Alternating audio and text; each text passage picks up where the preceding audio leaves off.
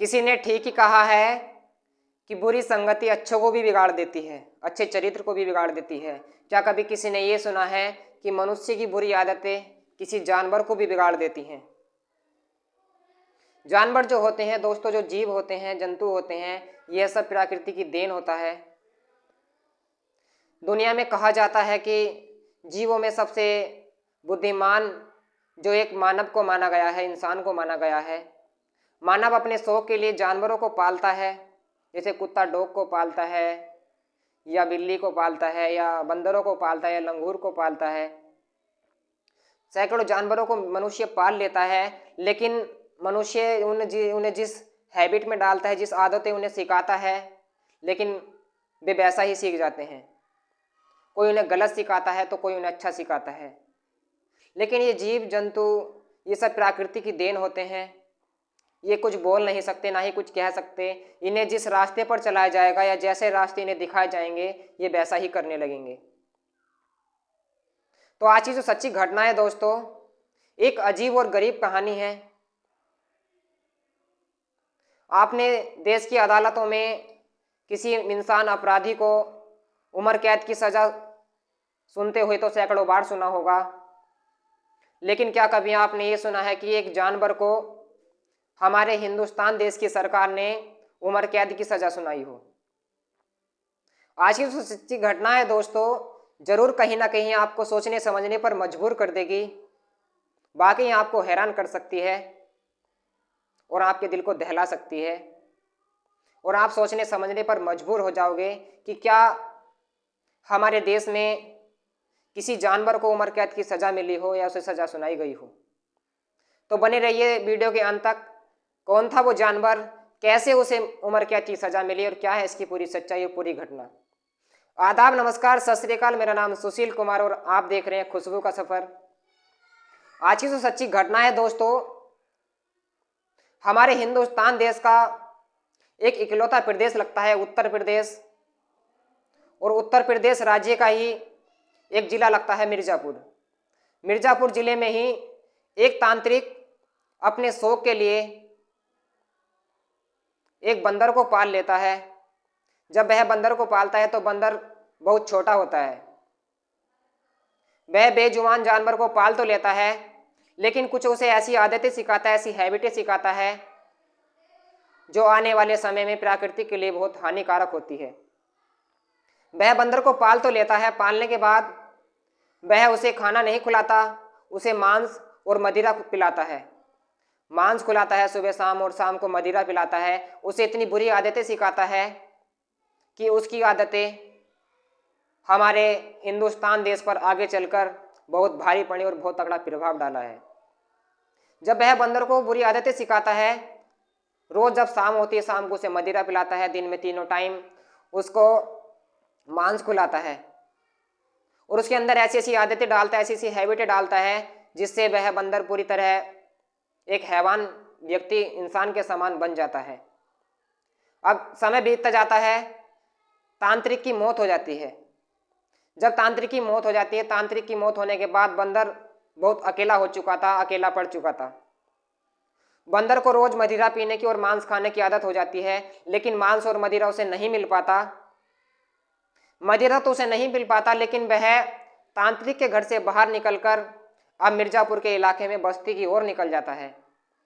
उसे खेलते हुए बच्चे या रास्ते में जाती हुई महिलाएं या लड़के, कोई भी व्यक्ति उसे मिलता है तो उसे काट खाने को दौड़ता है। दरअसल वह वो सबसे पहला जो हमला करता है, वह व्यक्ति गर्दन को पकड़ता है और उसके गले की नसों को काट देता है। मिर्ज़ापुर जिले में उसने करीबन 350 केस ऐसे किए जिस पर लोगों को कानो कान विश्वास नहीं हुआ और कानो कान यकीन नहीं हुआ।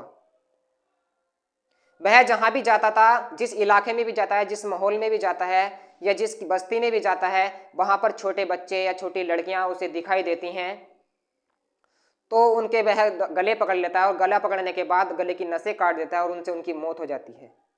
अब मौत का सिलसिला ऐसी बढ़ रहा था, एक के बाद एक, एक के बाद एक ऐसी होते जा रहा था। अब इस बंदर की जो पूरी घटना थी और पूरी क्राइम की सूचना हमारे पूरे हिंदुस्तान देश में फैल जाती है। मिर्ज़ापुर जिले से लेकर आसपास के सैकड़ों जिलों में इस घटना की गूंज फैलने लगती है।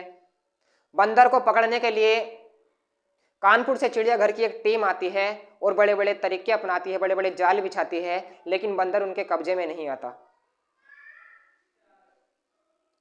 अब बंदर के अंदर एक सबसे बड़ी हैबिट ये थी, वह जो औरतें होती हैं, महिलाएं होती हैं, उनसे बहुत नफरत करता था। जहां भी उसे महिलाएं दिखाई देती थी, साड़ी में या सूट में या किसी भी प्रकार के कपड़ों में दिखाई देती थी, वह दूर से झपट कर या पेड़ से कूदकर या कहीं से भी आकर महिलाओं के साथ छेड़खानी करने लगता था और बदतमीजी करने लगता था। आज मिर्जापुर की पुलिस उस बंदर को पकड़ने के लिए हैरान थी और परेशान थी, लेकिन बंदर पकड़ने में नहीं आ रहा था। एक मनुष्य हो तो उसे पकड़ा भी जाए, लेकिन बंदर को कैसे पकड़ा जाए? वह जब जब पुलिस उसे पकड़ने दौड़ती थी, वह दौड़कर पेड़ पर चढ़ जाता था या कहीं जंगल में भाग जाता था, वह किसी की हाथ नहीं आता था। अब पुलिस इस बात की खबर कानपुर पहुंचती है। कानपुर से वन रेंज की टीम, चिड़ियाघर की टीम उसे पकड़ने के लिए मिर्जापुर जिले में आकर बड़े बड़े पिंजरे ले आती है और जाल बिछा देती है।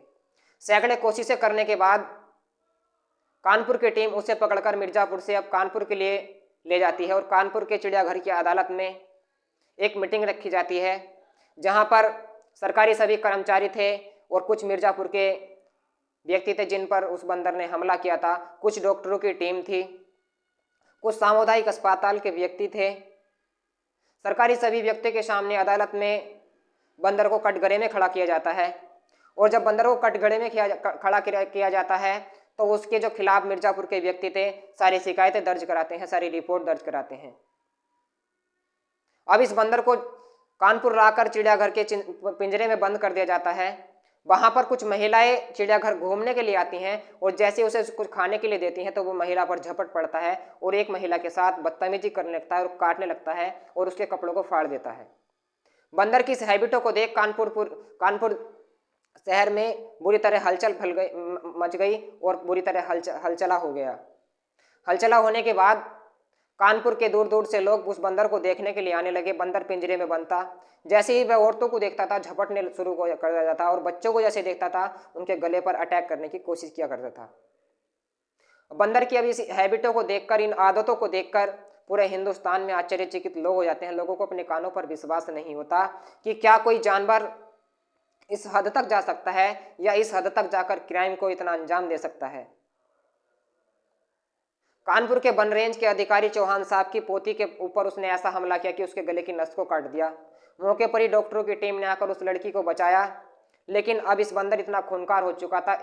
वह मीटिंग में यही प्रस्ताव हुआ और जब मिर्जापुर के व्यक्तियों ने और कानपुर के व्यक्तियों ने आपस में मिलकर और महिलाओं ने अदालत से यह दरख्वास्त की, यह बंदर को इस धरती पर रहने का कोई अधिकार नहीं है, यह बच्चों को और इंसान मनुष्य जाति के लिए बहुत हानिकारक हो सकता है और जीव को या किसी प्राणी को मारना कानून के खिलाफ था।